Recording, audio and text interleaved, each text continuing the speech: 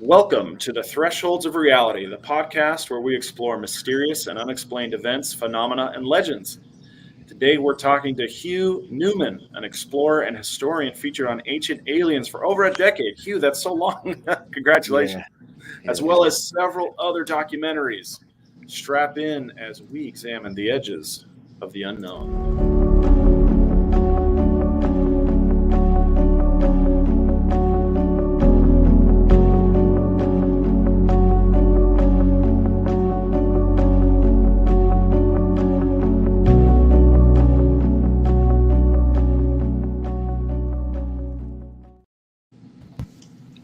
All right, Hugh, thank you so much for taking the time.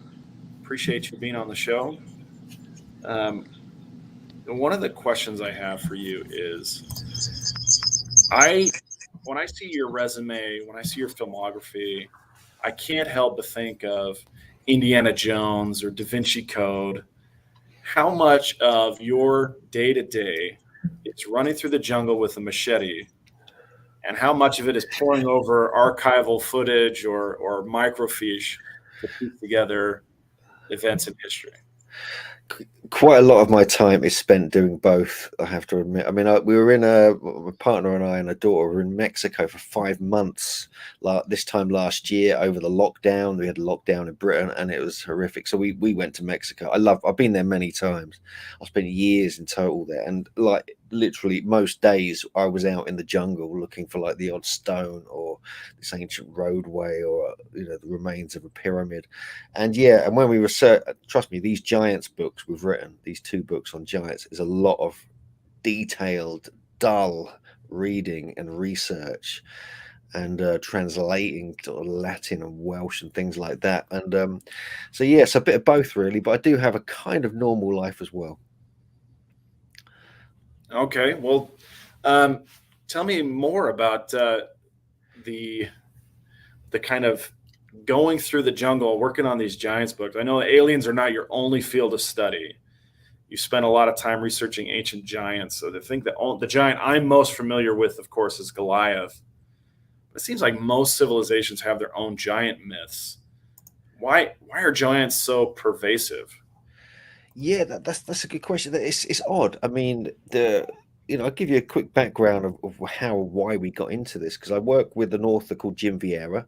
He's a good friend of mine. He's my co-author. He was researching giants back around the 2009 2010. I was doing this as well in England, and we ended up meeting at this conference I organized in Massachusetts where he's sort of based, and we eventually put our heads together and we were just blown away by the amount we'd both discovered. I mean, because really, I'm a megalithic researcher. That's my fundamental kind of main thing. I love studying ancient sites, traveling to them, reporting on them, new discoveries, everything else.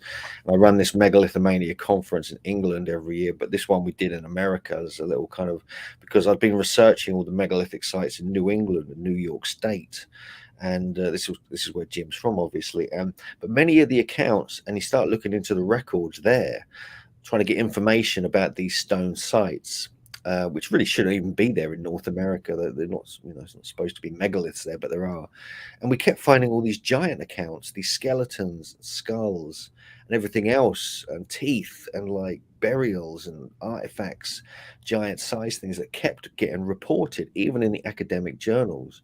So we became kind of obsessively, kind of independently getting into this. Then we met, then we realized we need to put this into a book. We even got kind of almost interrupted and we were kind of pushed into doing this History Channel TV show called Search for the Lost Giants we did back in 2014. And it was just before the book came out. We did this 6-part series, but it got cancelled because we kept criticizing academia and the Smithsonian because they kept disappearing all the skeletons a couple of 100 years ago. So yeah, so we kind of got into that. So North America is the main place for giants, I have to admit. Britain has got a few. I mean, we just got this out. This is our kind of new book, The Giants of Stonehenge in Ancient Britain. This is like surprising amount here, considering it's such a small country, even with all the countries, Scotland, Ireland, Wales, and everything else. It's we've uncovered at least 250 accounts here, and the myths here are insane. the whole foundation myths of Britain are really about giants, kind of, controlling the land, and they're the protectors of the land. They're like the original patriots of Britain and so forth, like Gog Magog and everything. But all around the world, you get it. I mean, it's just ridiculous. Every country on the planet has giant myths and giant bones and skeletons in the historical record, and so it's everywhere. So you Yeah, have one to of our kind of take it quite seriously, and and we have our tongue in our cheek. We have our skeptics hat on as well. We don't believe everything we read, because some of these are in newspapers and they're sensational, exaggerated accounts. So we're sensible. We don't put ones we know are hoaxes in. We actually debunk a lot of them as well, okay. just to make sure we're not kind of going down the wrong path. Yeah, one of our viewers, Tomb, says, "I'm thinking giants were real." They were, And yeah, for yeah, sure. so tell me about the evidence that you've uncovered. Well, Uh, yeah, in North America, there's a giant problem there, because the Smithsonian had an agenda to delete and get rid of really most of the skeletons found in that country, go over a 150-year period, pretty much. And then we have NAGPRA came in 1990, which the Native American Graves Protection and Repatriation Act.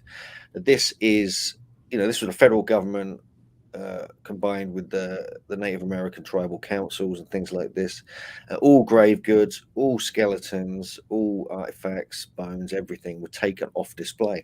Before 1990, you could go around places and see giant skulls, skeletons, bones on display in various places, in museums, in colleges, even in shop front windows and things like this, or curiosity museums and things. So we have documented evidence, photographs, and everything else. We believe we've seen like one decent, very large fragments of a skeleton down in California. This private collector showed us. In Britain, it's the same kind of thing. There seems to be a general kind of cover up of actual evidence, but the fact is, we've got a huge amount of academic journals, archaeologists, scientists, scholars recording, measuring, and documenting what they found.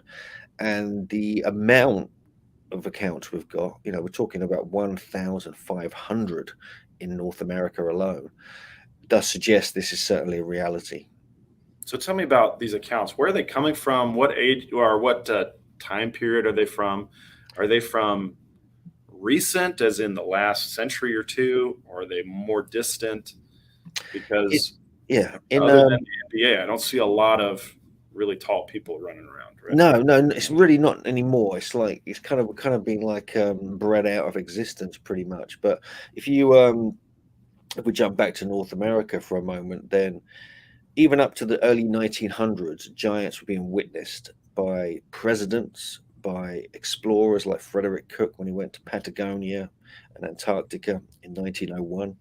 Um, we have explorers from the 1500s all the way up to the 1900s meeting giants, actually battling giants.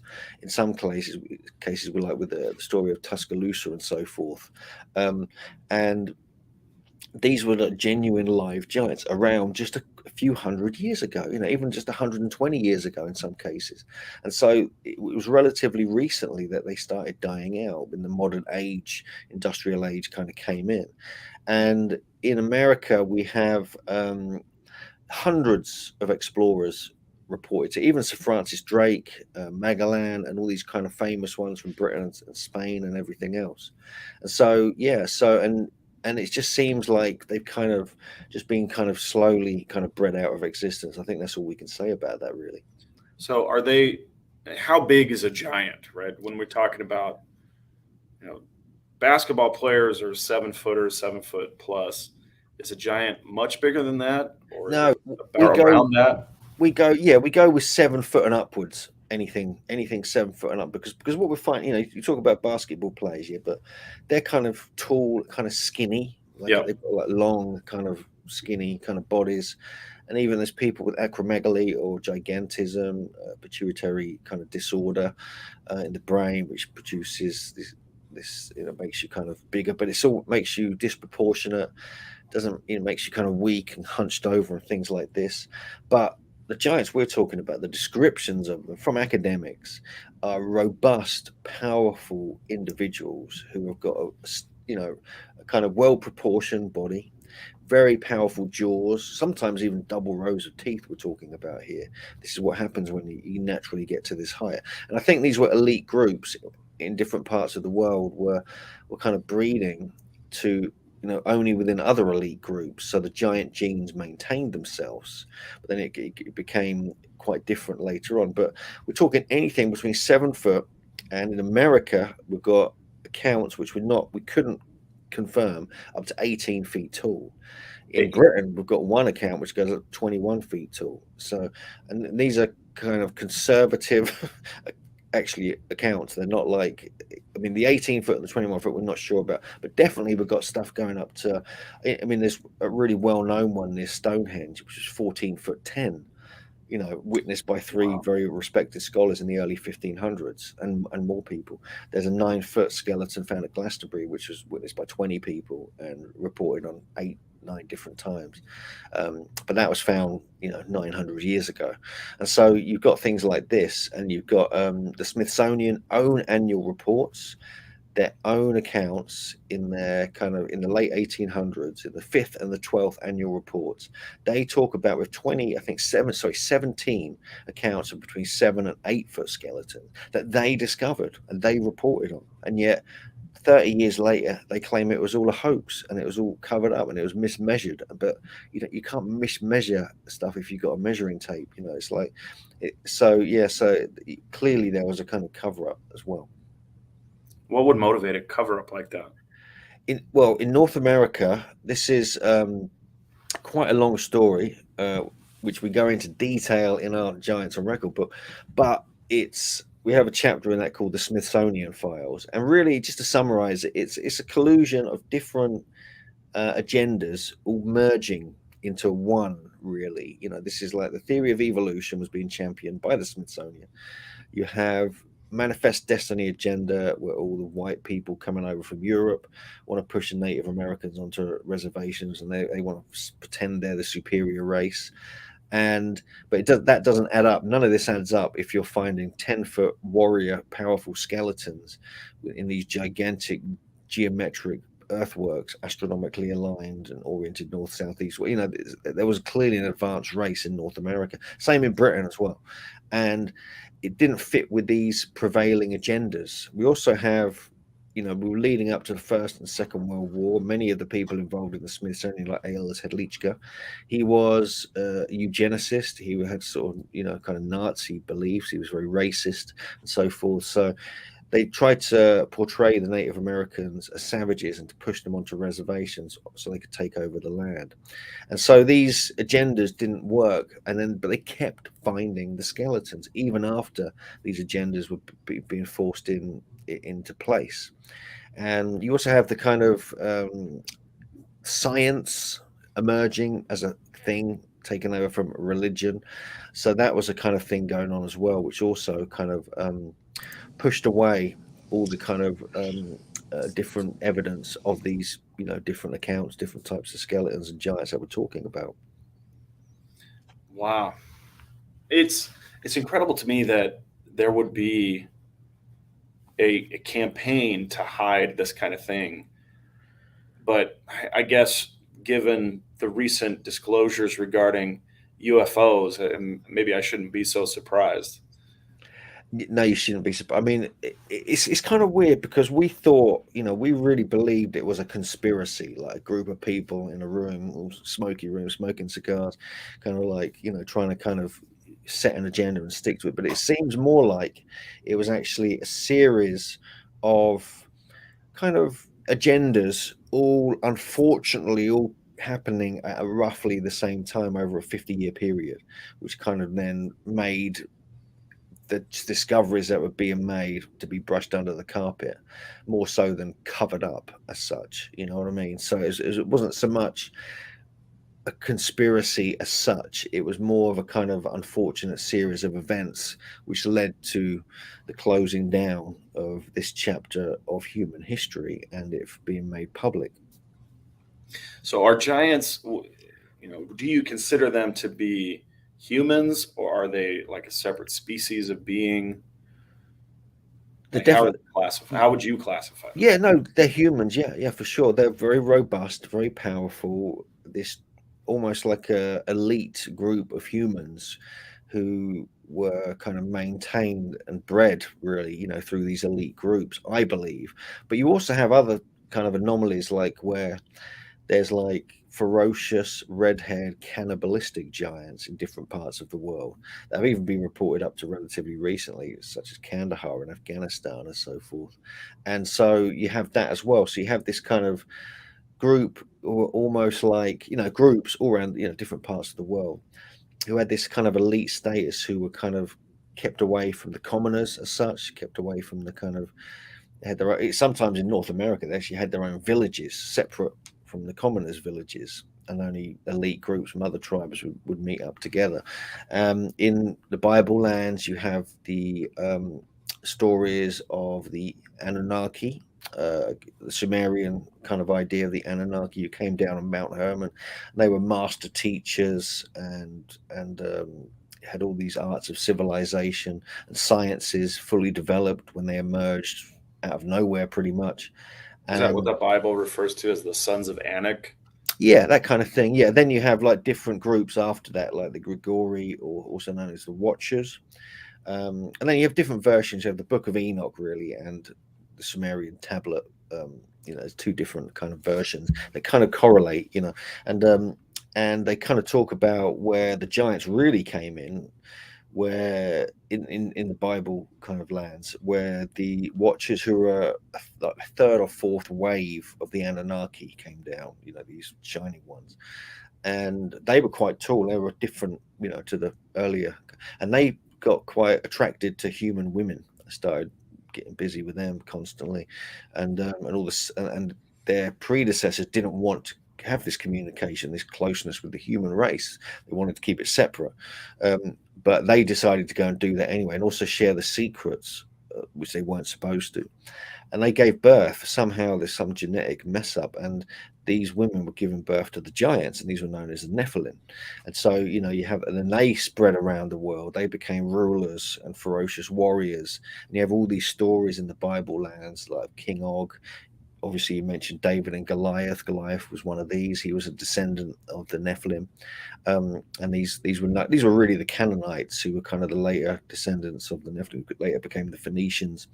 And they were said to spread around the world, so their genes were moving around the world. They were sailors, they were kind of navigators, and even potentially hitting Britain and North America as well.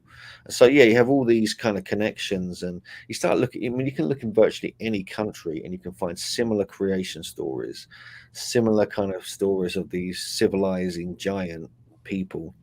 Um, it's quite a profound kind of story when you start getting your head into it. I mean, we've done the two books, one on America, one on Britain, but there's a worldwide thing going on.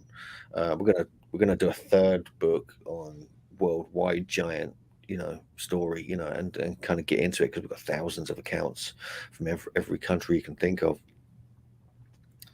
Yeah, it's fascinating. I mean, I've looked at a lot of these programs. You've probably been involved in most of them, honestly, in these programs regarding giants and not necessarily ancient giants, but even recent giants. And same, our viewer Tomb says, I know Abraham Lincoln mentioned meeting a giant. Was I that did. who you were referring to as the U.S. president who was? Well, actually, we've got a whole chapter called "Presidents and Giants." Actually, in this book, in the Giants on Record book, because it's not just Abraham Lincoln. There's some other ones as well. Actually, just not like involved in. Abraham Lincoln did this kind of speech in Niagara, and he kind of talked about this ancient sort of tradition that we should, or something to do. We should be like the giants of old. He was kind of talking about it as though he knew about it. There's also earlier presidents than that, and ones after him, even going right up to 1901, where they met.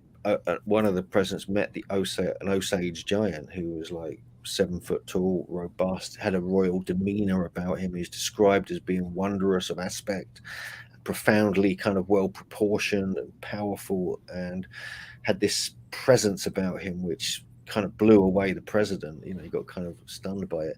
There's actually a painting done of this particular giant. We have that in the book, and also we have giant skeletons and bones being dug up that presidents before even they were presidents were involved with. And so we've got quite a fun little chapter just about that, just about these different presidents, but being involved with the giants and actually talking about them, witnessing them, and digging them up. Yes. Do you have any artifacts that you can like what do you do with them when you guys find them? Yeah, we've been presented quite a few artifacts actually. I can actually just hold up I'm not sure if we put them in this version of the book. Actually, we actually have in America, actually some in Britain as well. I've just seen recently because there's a whole bunch of stuff. Like this new exhibition at the British Museum, which is kind of blew my mind. But in America, we've had people come and meet us and show us these giant axe heads. Some of them are like 36 to 40 pounds in weight. They're clearly used axe heads made of like basalt or granite, carved, with the way you put your kind of pole on it and everything. Found in mounds. One of them was found near Cahokia. Other one was found in Kentucky. And we've seen and handled several of them, from private collections to collectors who've contacted us.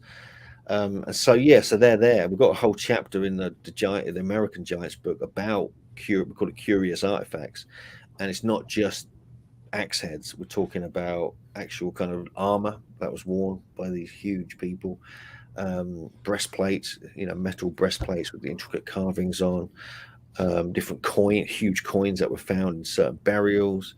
In Britain, we've got hand axes, which are what you sort of hold like this, which are usually this big, but we've got one from something like 250,000 years ago in the natural, which is this big, and it's like, hang on a sec, it's like, how could no one could, even in the museum, they can't explain it. They say it must be ceremonial, like they say with anything that's giant size. They say no, it's just ceremonial. It's not. It was a giant human being. That's why it's that big. And so we kind of have this debate constantly with about evidence and what evidence you can sort of try and put forward to convince people. So did they have to be? They had to have strange proportions in order to be 18, 20 feet tall. Were they long and skinny? Were they built really muscular? Because it seems like the taller you are, the more mass, the more difficult it is to carry all that mass around. So how are they built? That's a good point. Yeah, but no, most of the accounts, a majority of them describe well-proportioned physiques. The verified ones we have going up, to 12 foot, well, in Britain possibly 14 foot 10. After that, it gets a bit dodgy. We're not sure, if about that. But you think about giant animals. You think about the megafauna that were about 12,000 years ago. You think about the dinosaurs. How did they carry that mass? It's totally doable. As long as you're well proportioned and and the strength ratios are immense. If you're if you're 8 foot with the same proportions as a 5'8" person, your strength doubles or triples. So moving big stones becomes much, much easier, and you become like this kind of very useful person. We have all these traditions in Britain of giants throwing large boulders around, building megalithic sites, and actually the strength ratios kind of prove that this might actually be the case. It's fascinating. So in addition to the giant research that you've done and the things that you uncovered, you also have been a regular on Ancient Aliens since 2011. How did that come about? How did you get involved with Ancient Aliens? Yeah, it was. I had this book came out, I think, 2008, called Earth Grids, and it was a small kind of compendium of like Earth mysteries, ley lines, Earth energies, and it was kind of a fun little book. But it became immensely popular, and I was running a conference. We were kind of quite well known. Me and a bunch of friends who were doing all this, and a friend of mine just happened to show them my book. and they were doing this one episode about Earth grids, and so they just had me on the show. They invited me on the show, and I was like, "Wow, brilliant! Okay." And that was actually while I was in America at this conference. It was during that time when I met Jim, and from then on, we just hit it off. They liked me, and they kept inviting me back, even to the present day. So, but the thing is, I've developed my kind of theories. I've got several books out now. Contributed to several other books, several other TV shows, so they know I'm serious. I'm not just like someone who's trying to get on TV and stuff. It's like I'm deadly serious. I'm really into this research. Well, all of the experts that they have, what do you call you guys? Ancient astronaut theorists? Is that what they call you? They call us that, yeah, for sure. But you all have tremendous credentials to back up, right? Your presence on the History Channel. Yeah, I've got to admit, Ancient Aliens is an absolutely diamond TV show. Absolutely. I mean, people don't really, a lot of people criticize it, and it really bugs me because it is enabling some subject matter, some amazing information to do with giants, to do with like the intricacies of the megalithic sites, the secret energies of ancient sites, myths, stories, theories that don't get a look in, and like, so these are now being pushed into the mainstream and allowed to come out. And 90% of it is nothing to do with aliens, because I don't really, go along with the whole alien theory so much. It's not really a thing I really write about or talk about. I barely mention them even in Ancient Aliens. They really kind of invite you to speak about your specialist kind of subjects. And I think people don't understand that. If they haven't seen the show, it's worth checking out because the research they put into it is remarkable. I mean, I learn from watching Ancient Aliens. It's quite surprising, and they push me to my limits. When I'm being asked questions, I have to really research everything thoroughly, get it exactly right. But yeah, I mean, I really enjoy working with them, and I think it's a kind of phenomenon, really. That show has become something outrageous. It's been going on for something like 16 seasons. Yeah, Crazy like this, 18 seasons. It's a worldwide thing. There's big conferences I was involved with called Alien Con. So yeah, I'm delighted. I feel very lucky, very honored to be part of such a show. For our listeners, go ahead, Kyle. I was going to say, for our listeners that don't know, what are Earth grids? Sure, Earth grids are like the theory, the Earth mysteries theories of like this idea of really, people talk about ley lines, right? They talk about these alignments of ancient sites going across a country, but actually people have said there's energies associated with that, like between these lines are actually lines of energy absorbing and manipulating the natural earth energies and directing it through these lines. And you imagine that much more vast, going in all different directions, and it's like a grid, so it's like an earth grid. This is where this name comes from, and it really is like this kind of idea that my mentor and wonderful author, who's unfortunately passed away a few years ago, John Michel, who wrote the book The View Over Atlantis, if people are interested, he had this idea, this kind of concept called the enchantment of the landscape, where this arrangement of ancient sites across a country, even across the planet, was an ordered, deliberate process of geomancy, which is basically, working with the earth and the earth energies for the harmony and good of all. And so these sites acted like almost like antennas or conductors placed in the land, like acupuncture points in the earth. And they would do everything they could to harmonize the planet. You look at the whole concept of feng shui in China, it's the same principles, but this is applied in the Western civilization. And so it's this kind of thing. There's also more esoteric aspects, like pyramids were placed at specific spots on this kind of grid. And there may not be one sole grid that everyone was in on. It's like, it may not be like that. It could be different cultures bringing their own ideas into this and adding to it and creating new ones, things like that. So I think if people see it more as like an energy grid, it could be a good way of putting it. Some people suggest that the nature of 3D geometry is everywhere, including like you get the platonic solids, the 5 platonic solids, like the the cube, the octahedron, dodecahedron, icosahedron, and so forth, and you apply that to the Earth. And actually, interestingly, where the points would touch the surface of the Earth, you often find lots of ancient sites, as though they had an understanding of this spherical geometry, this Platonic geometry, applied on a grand scale, on a world level scale.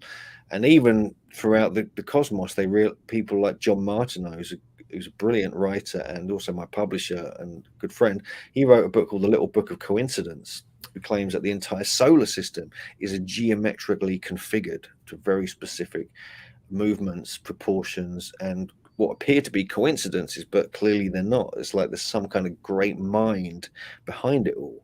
And so it's like this, all this, but applied to the Earth. Wow, that's cool. That's really interesting. I'm gonna have to read more. I'm gonna have to read your book on that because you got me hooked on that.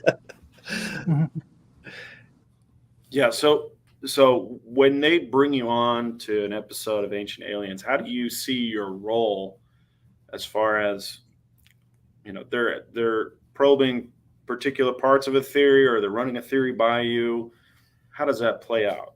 Oh yeah, it depends really. I mean, often sometimes we get taken out to various sites and we just go there and talk about them and our ideas. But generally, they know what we're into. They know what I'm into. They know what I've researched and written about, so they'll tend to stick to that. But they do, sometimes they want you to kind of just talk about stuff you don't know so much about. So you have to do a lot of research to make sure it fits in with your theories. And it's very cool. I really enjoy it actually. And I've been working with the same company. They're called Prometheus Entertainment, and they also do one called The Unexplained with William Shatner, and I've been involved with that as well now. I was filming last week for that. And and it depends. I mean, it's very, we have a lot of chats on the phone. We discuss ideas. Sometimes I propose episode ideas to them and sort of push that for them to do that. Sometimes they do it amazingly. There's a few different ones I've managed to push. Yeah, after 16 seasons, they're going to be picking up a lot of those theories. So I've been like pushing for like certain things to go into the show, and they're very open to it. Sometimes they don't. They say nah. Sometimes they say yeah, and it happens, and certain subjects get covered. But I'm a world explorer, so I get around the planet, so I get to see these sites. I have good experience to talk about them. Yeah, we had Robert Clotworthy on our show about a month ago. He's the narrator for Ancient Aliens. Oh, yeah. I've met him a few times. He's great. I love him. He was wonderful. Yeah. We asked him about some of his favorite and most memorable theories. We'd like to get your thoughts as well. What are some of your favorite theories from Ancient Aliens? What are some that make you scratch your head or maybe laugh out loud? I think all of them do all that pretty much. God damn it. Yeah, they really do. I mean, I'm really into when they go into the megaliths. I've been out to Peru with them. I've looked at the megaliths of New England, which I was talking about earlier. And I've been to a few places around England as well. And I just love when they start talking about the megaliths, because academia and BBC and all these kind of TV channels are so they don't give you enough. They don't give you what people really feel and think, and what the traditions state about these sites, that they're energetic, they're magical places. They encode geometry and mathematics and these formulas that if we understood them, we would understand the ancients. And this is what Ancient Aliens do. They're really into this. They're really into this, this magical side of these ancient sites. And so it gets me, so I'm delighted to, be a part of that, because that's how I think about things as well. And I think it's really kind of a case of just focusing on what you believe in and what your research suggests, and don't try and repeat too many other people's theories, unless you mention them by name, of course. Yeah. Did you have, let's see, you talked about the Earth grids. I think you had some involvement in some of those episodes on Ancient Aliens regarding like the lost city of Peru, things like top 10 mysterious sites. the harmonic code. Um, how did the Earth grids kind of match up with the lost city of Peru? Was that Machu Picchu? Is it something else they were talking about? How did They've that done evolve? they've done a few on Peru. It could be a number of sites. I know they did. I went out to Peru, Bolivia with them and did Puma Punku, which is a really important, very unusual site near Lake Titicaca, next to Tiwanaku. And that was one of the first ones I did back in 2011, I think it was, with David Childress and Brian Forrester, and we happened to all be in Peru on a tour at the time, so they came out to meet us after the tour, and that was scary as hell. Some of those internal flights in Peru is, oh god, you feel like you're gonna die like every time, and but we got there, and I mean, Puma Punku is insane. I mean, if you haven't been there, it's an insane place. Just high technology. It's been just clearly been destroyed by a cataclysm. It could be tens of thousands of years old. Even the early explorers and archaeologists like Arthur Poznansky suggest it was 17,000 years old. And it's an anomaly in the middle of nowhere. It shouldn't be there. So it could have been about Puma Punku, it could have been about that. And when we were there, for instance, we were talking a lot about the fact that it was high technology. It was like, it's almost like it got machined stones, like the andesite there, the type of rock, was quarried from like 60 miles away, brought over part of the lake, and then dragged all the way to, somehow magically dragged to Puma Punku.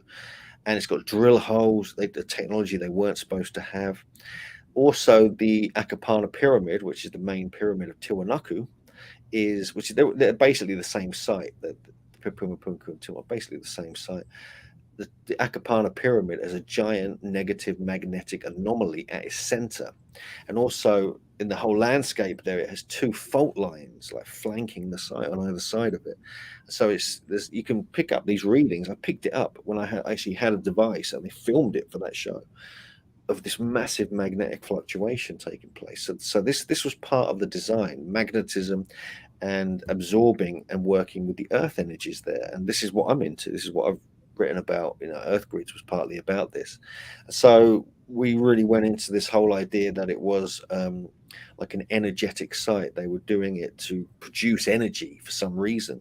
And we believe, David thinks it's a like processing plant for metals and ore, because they definitely had a way to produce metals there, because they had these keystone cuts, these clamps between the stones, which were made of poured metal alloys. Some metals, they don't even know what they are. They come from different countries. So that's really odd. And I was talking a lot about the way that the energy would move around the site, how these metals, types of rock, the magnetic anomalies, and the earthquake zone, you could actually work with that to create this field of energy that could actually enhance crops and enhance seeds and grains if placed in specific spots, but also alter consciousness as well, to take you to a higher state of consciousness. And this has all been documented scientifically by various authors such as John Burke, Philip Callahan, and others, going back to the last 20 or 30 years. So we were talking a lot about this at Puma Punku, but also the fact that there appears to be this connection with, I believe, with Göbekli Tepe in southeast Turkey, which is 12,000 years old, and the Sumerians from that same region, because they found a giant bowl made of stone. They thought it was ceramic, but actually it's stone, called the Fuente Magna bowl. And it's this big. It's maybe bigger. It's like 4 feet wide, 3.5 feet wide, something like that. Wow. And the inscriptions on it have a Mara script, which is the local ancient Bolivian, Peruvian script. Then they have Proto-Sumerian, like pre-Sumerian, and Sumerian script, all saying the same things.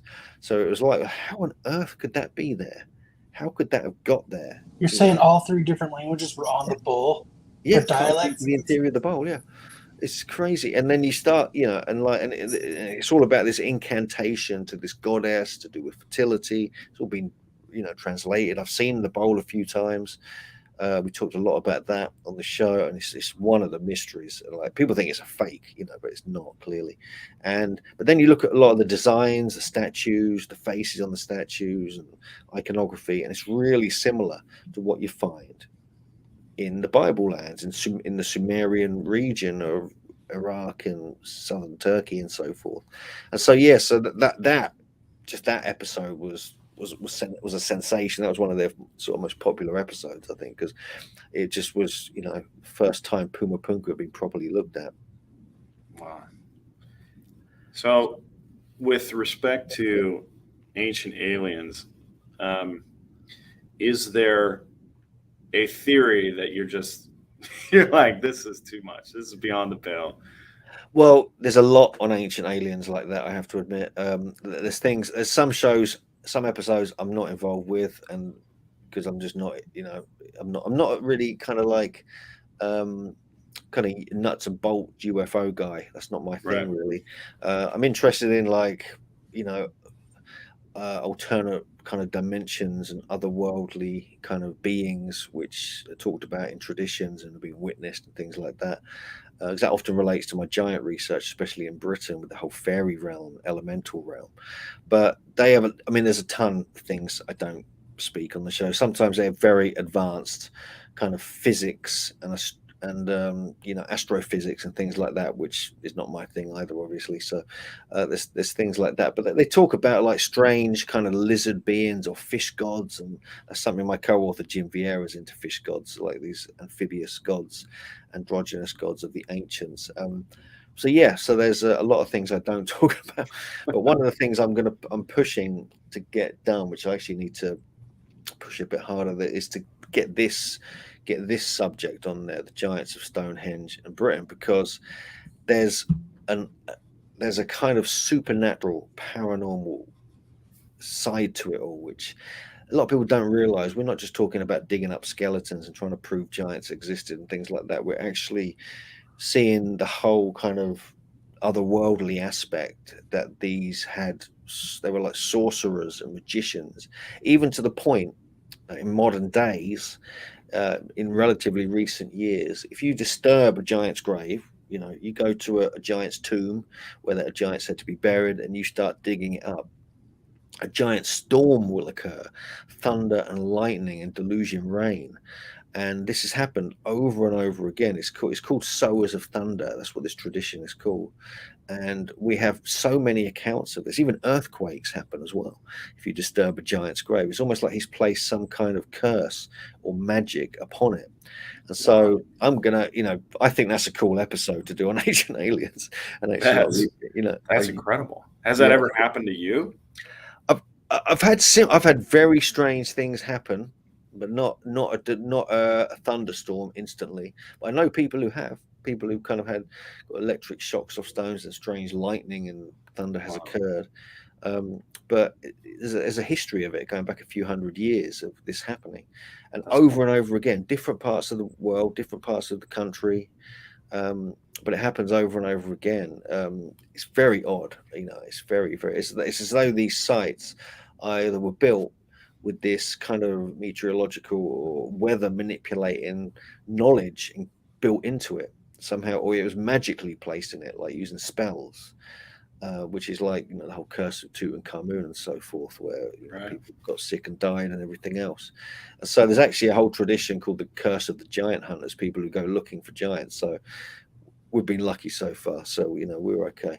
But I've had experiences at these giants' tombs, for instance, in a place called Saturnia in Italy, and these go back Neolithic, super ancient, and that place is dark.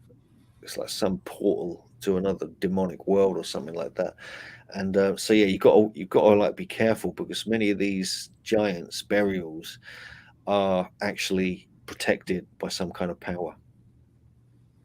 That's fascinating. So in your books, Giants of Stone, did you guys find or any like giants actually around it? Any like bone fragments or any kind of tools or anything like that around?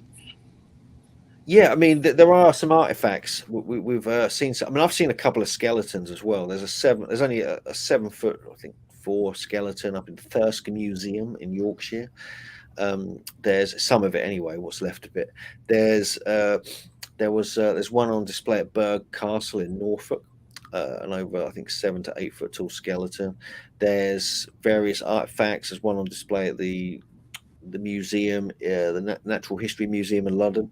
There's this new exhibition, the World of Stonehenge exhibition, which I went to soon after it opened. It's a special exhibition. It's a big deal in Britain. It's actually at the British Museum, and it's got all these artifacts brought in from all over Britain and Europe around the time of Stonehenge, like 5,000 years ago. And there's some artifacts there which we've written about in our book, but I've never seen them because they've been in private collections and not on display anywhere. So there's this one called the Rudden Dirk, and this was up in Norfolk as well, sort of going over into, I think, Peterborough area. And it's this giant kind of blade. It's like this big originally. Like, I can't even fit it on the screen. Bigger than that. And it was bent over. It kind of got bent somehow. And usually they're about this big. Yeah, but this one was this big. And so we were like, what the hell is this? And it was sort of a blade you carry around and use as a weapon.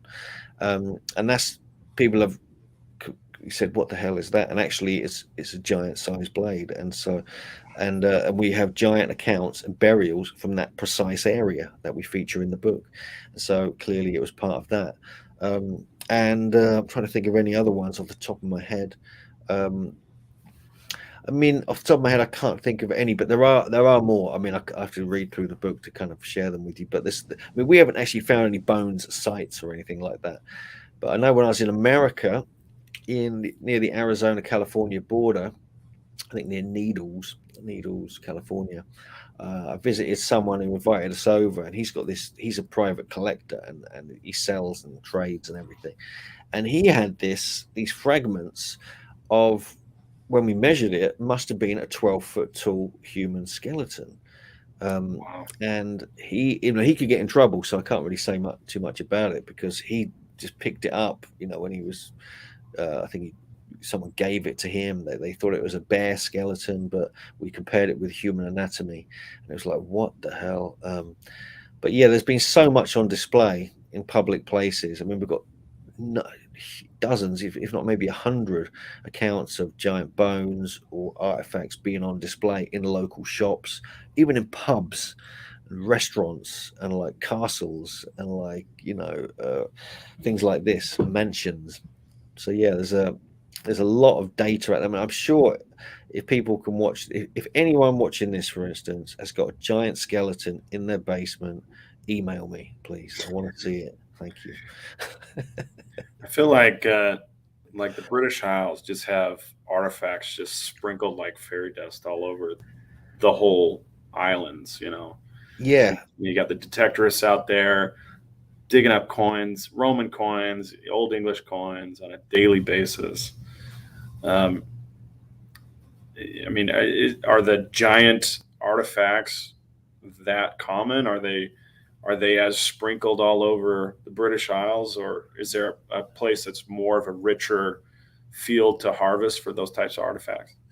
Yeah, Britain, unlike America, there's not much space left in Britain to find things, but stuff is still getting found. It's still being discovered. So I think what is with the detectorists, I mean, we're thinking of getting some metal detectors just to have a bit of fun with that, but there's a lot being found. But it's what's beyond the coasts in the sea, which could be where it really is happening, because there's all these stories of lost lands, sunken realms off the coast of Britain. To the east, we have Doggerland, which once joined up with Europe 8,000 years ago. There could be a whole culture of megaliths, giant skeletons, anything you can think of there. We just don't know, because the North and the Eastern Sea there is so rough, you can't really get down there. You can't dive there or anything. It's too rough.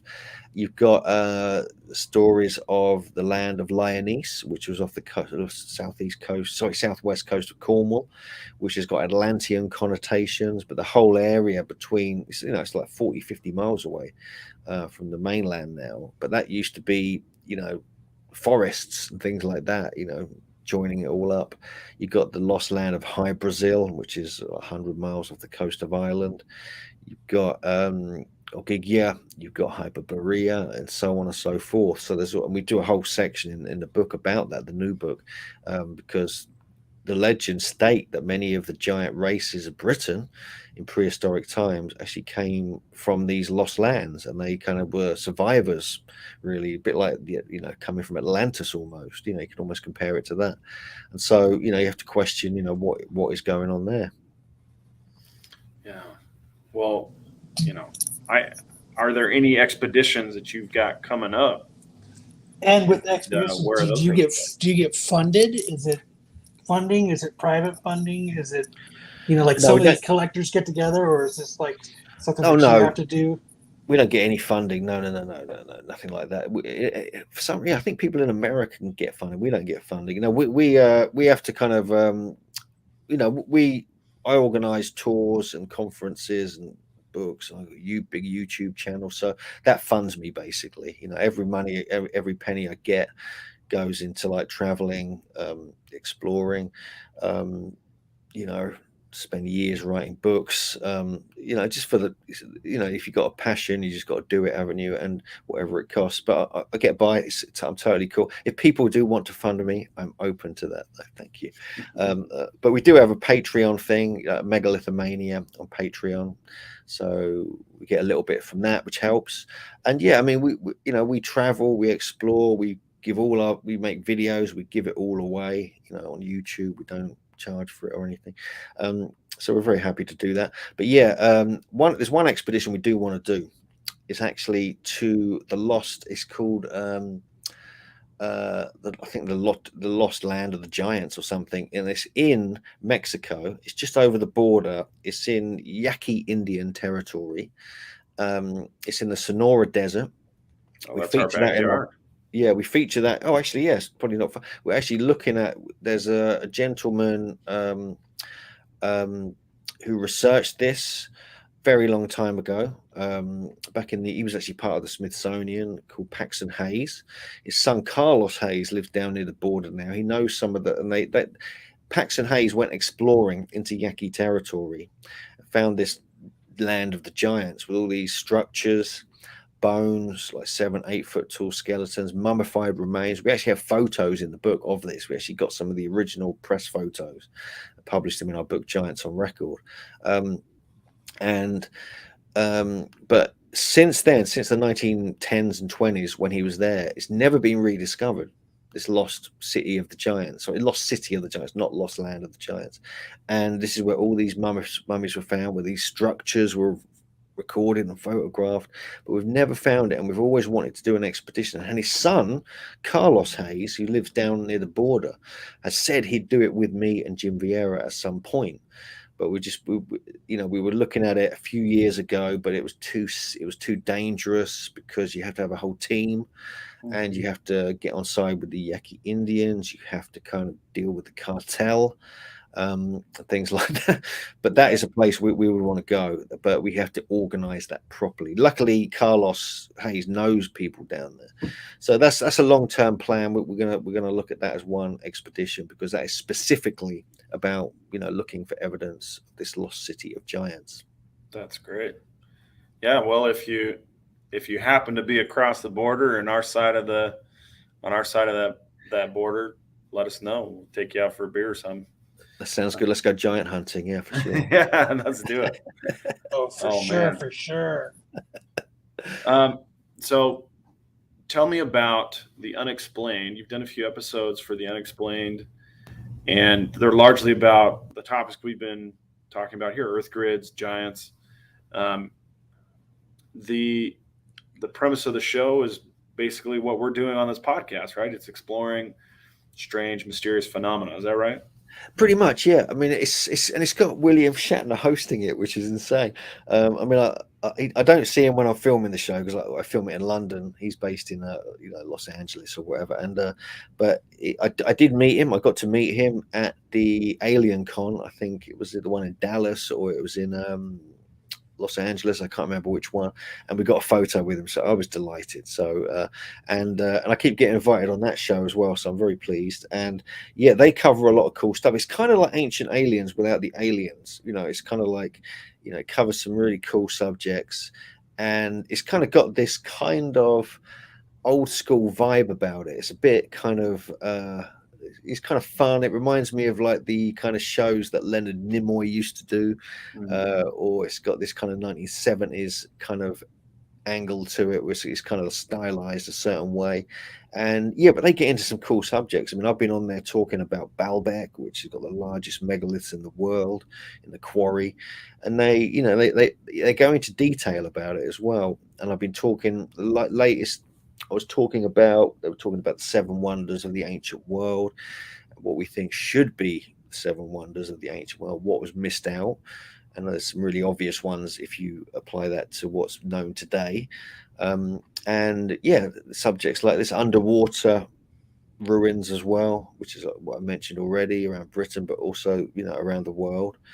And, and to work, working with, and a lot of my colleagues and friends are involved in it, as well as obviously William Shatner. That's wonderful. Shatner's a ton of fun, huh? Yeah, he's great. He's great. So as we wrap up, where can people find your stuff? Sure. Yeah. Well, people can find it. They can just search for Hugh Newman. They can find me kind of all over the internet. There's also the main website, which is the conference and the tours, is megalithomania.co.uk. Obviously, there's Patreon as well. We give exclusive. People sign up for that for like $1 or $5. We give exclusive kind of access to certain things. We have the big Megalithomania YouTube channel, which is like basically Megalithomania UK, and we have 125,000 subscribers, and so people can kind of catch us. I mean, we do regular. I mean, I'm an obsessive video film and editor and everything. I kind of got trained in that when I was at university, so I really like to make kind of short films, get them out there, like two a week pretty much, of all the travels we've done over the years. We have lectures up there as well, which are free to watch, and interviews we've done as well. So and we mainly we run the big conference that's coming up on May the 7th and 8th in Glastonbury, England, 2-day conference with loads of amazing speakers like Andrew Collins. We get archaeologists coming in as well, anthropologists, as well as alternative researchers covering much of the stuff we've talked about. We like to, it was kind of founded really to bridge that kind of gap between academia and the alternative world, and now all these top name archaeologists are all coming in now, and it's great, and they're having great fun meeting all these weirdos. And so yes, it's kind of cool, and we do that online as well, so people are interested, they can we do a live stream of the entire conference, because we've got this kind of global audience as well. But yeah, like I say, we have a lot of fun with this. We take our work seriously, but we've always got a smile on our face and keep it friendly. That's great. Thank you so much for spending the hour. You get to do what you love, right? And we get to. I mean, there's a lot of hard work and slog involved in doing all that as well. But we work hard. At the end of the day, you're digging in the dirt. What could be better? Exactly. So yeah, so we do appreciate. Well, thank you guys. I appreciate you inviting me on. I hope we had a really good chat. It sounds like I had a good chat with you. Oh, it was a ton of fun. I loved it. Yeah, and keep in touch. Yeah, so don't forget to like, comment, and subscribe. We appreciate our live viewers chiming in and chatting. And until next time, keep exploring the edges of the unknown.